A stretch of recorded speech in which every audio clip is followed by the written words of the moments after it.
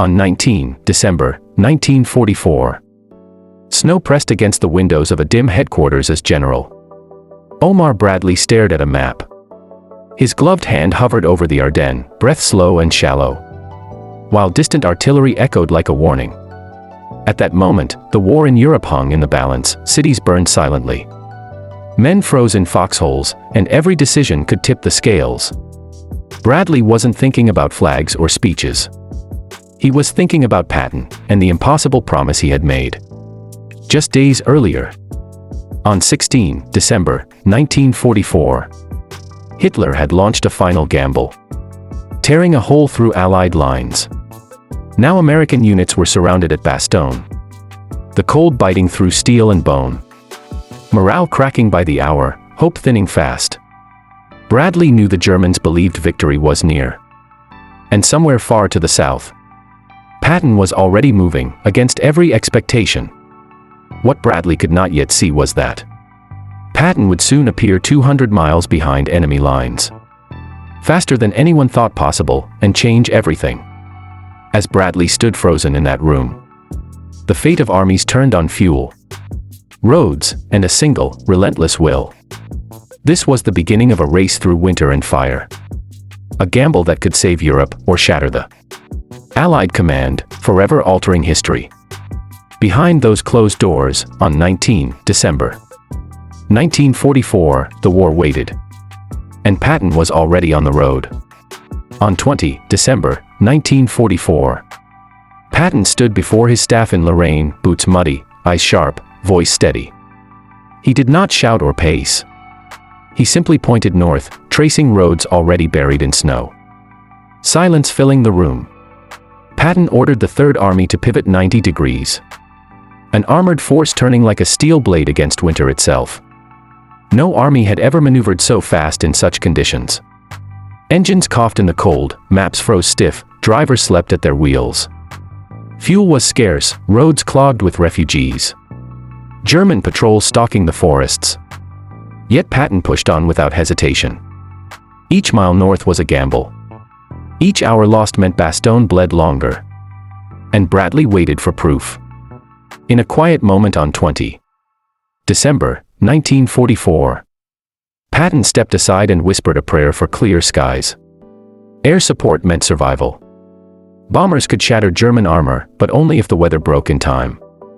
As columns rolled through Metz and Verdun, soldiers sensed history moving with them, exhaustion mixing with purpose. Fear tightening every grip. Bradley received reports by the hour. Disbelief growing as Patton's spearheads advanced faster than planners predicted. Yet the deeper Patton drove, the thinner his lines stretched. And one misstep could trap his army behind enemy walls. By nightfall, snow fell heavier. Engines stalled, and German resistance stiffened, testing the limits of Patton's audacity. The road to Bastogne lay ahead, narrow, deadly, and the gamble had only just begun. On 22 December 1944, the town of Bastogne sat encircled, smoke rising softly from shattered rooftops. Snow swallowing the dead. Inside the perimeter, General Anthony McAuliffe read a German surrender demand. Hands numb, jaw set, patience gone. His reply was simple and defiant, a single word sent through frozen air, echoing Allied resolve. Outside the town, German armor tightened the ring. Artillery pounding roads Patton needed, every hour sharpening the danger. Patton's lead elements clashed near Martelang. Tanks burning in white fields. Infantry advancing through waist-deep snow. Radio reports crackled back to Bradley on 22 December, confirming Patton was engaged and committed beyond retreat. Bradley felt both relief and dread, knowing Patton was now fully exposed and vulnerable. German commanders sensed the threat, redirecting divisions south, turning forests into killing grounds. Patton refused to slow, pushing his men through exhaustion. Promising Bastogne by Christmas, a vow whispered down the columns. Air support finally arrived as skies cleared. Bombers roaring overhead, striking German positions, lifting spirits on both ends. Yet progress was brutal and costly, each village contested, each crossroads soaked in blood and fuel. By nightfall on 23 December 1944, Patton's spearhead stood within striking distance.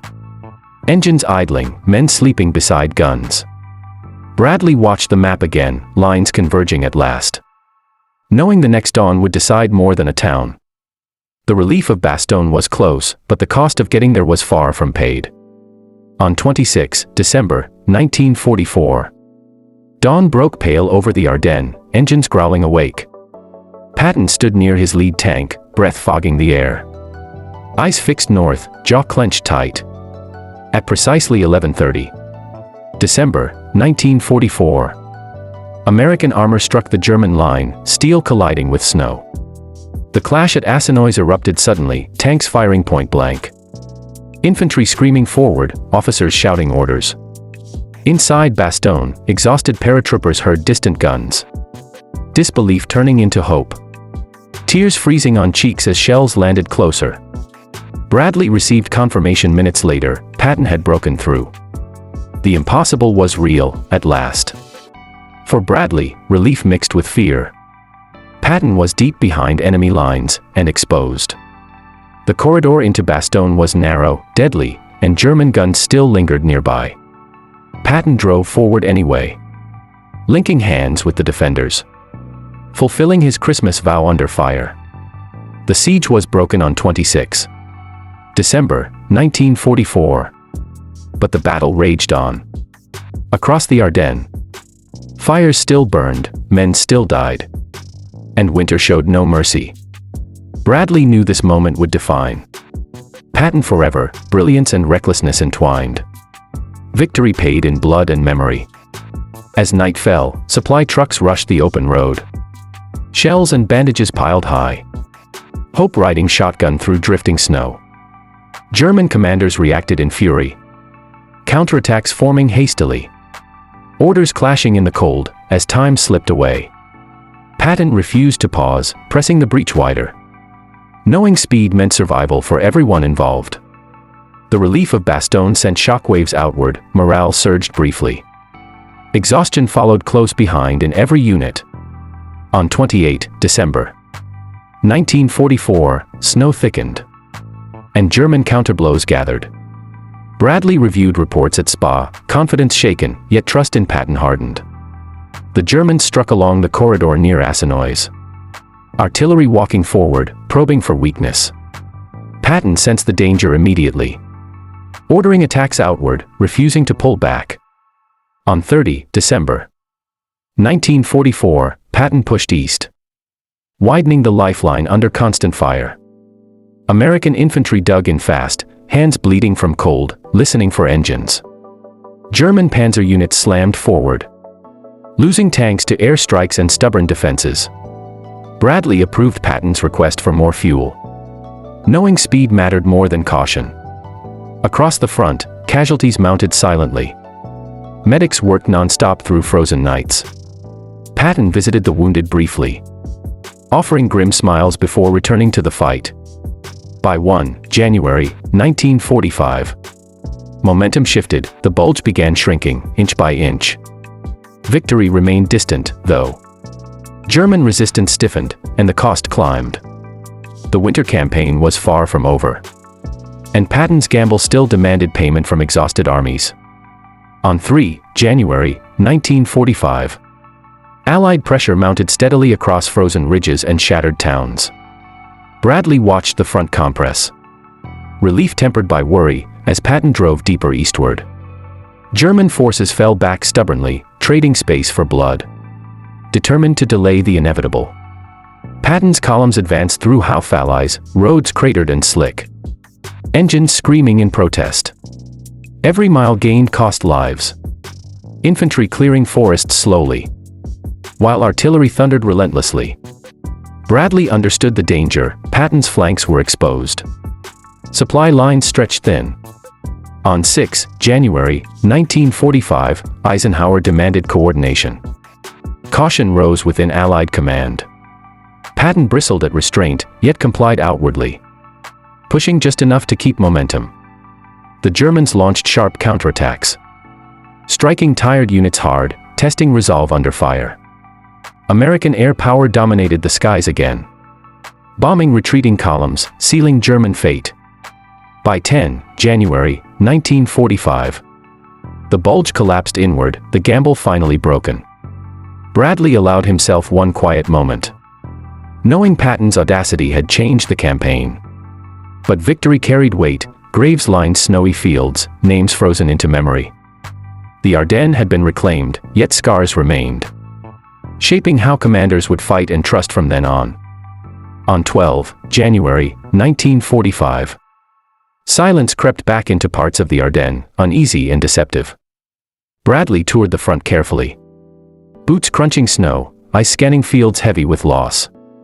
He thought of Patton constantly now, admiration tangled with concern. Success shadowed by risk. Patton pressed forward regardless, chasing retreating Germans, refusing to grant them time.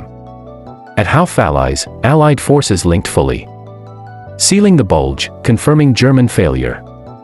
Yet the cost was everywhere: burned villages, frozen bodies, hollow stairs, and broken units.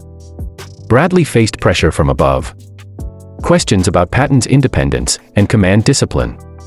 On 14 January 1945, Bradley and Patton met briefly, words measured, tension barely hidden.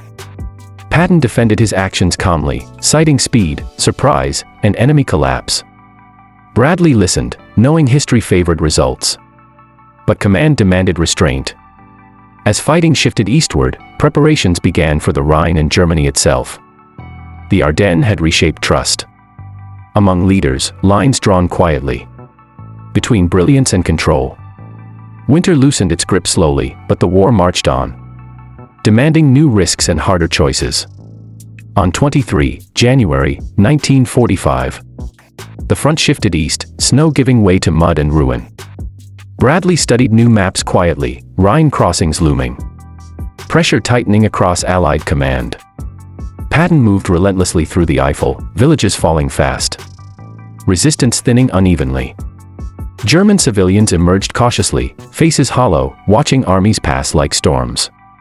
The pace worried Bradley deeply, supply lines lagged, coordination strained, temper shortened. On 25 January 1945, Eisenhower warned against overreach. Memories of the Bulge still fresh. Patton acknowledged the caution outwardly, yet drove his men hard, momentum his shield. Skirmishes flared unexpectedly, rearguards fought bitterly, slowing advances at key crossroads. American losses continued quietly, names logged nightly. Grief buried under orders.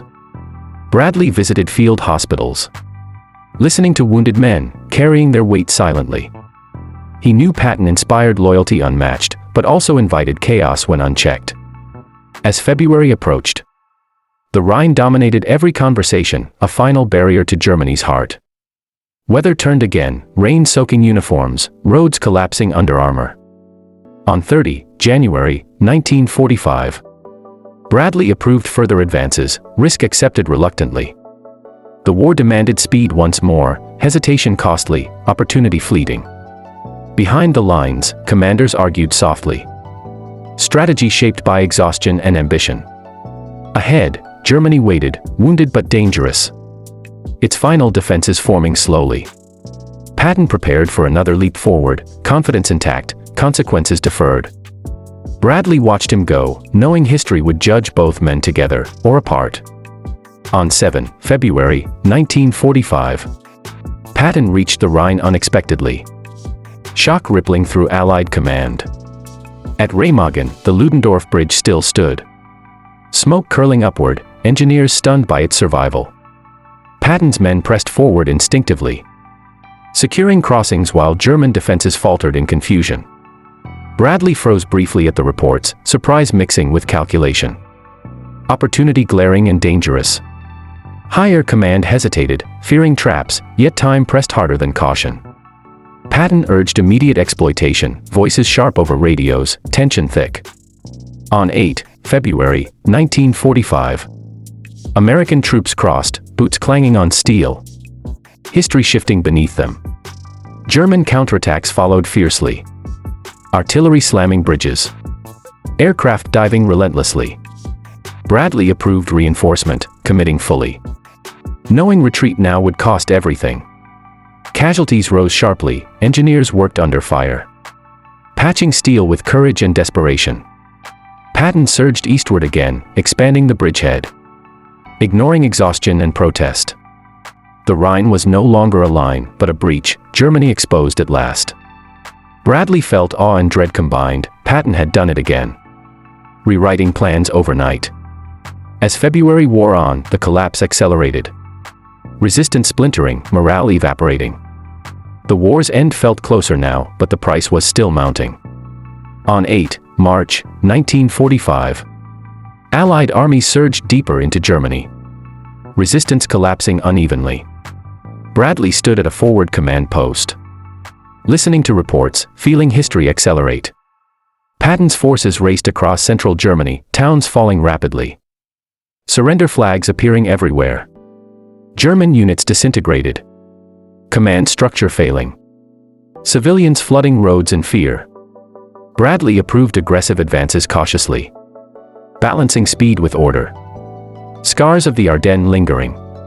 On 22 March 1945, the Rhine crossings multiplied, Germany's last barrier shattered completely. Patton crossed again at Oppenheim, almost casually. Momentum overwhelming remaining defenses. Bradley realized then the truth: Patton's audacity had shortened the war. Undeniably. Yet the cost haunted every mile, graves multiplied. Names written in ledgers, families forever changed.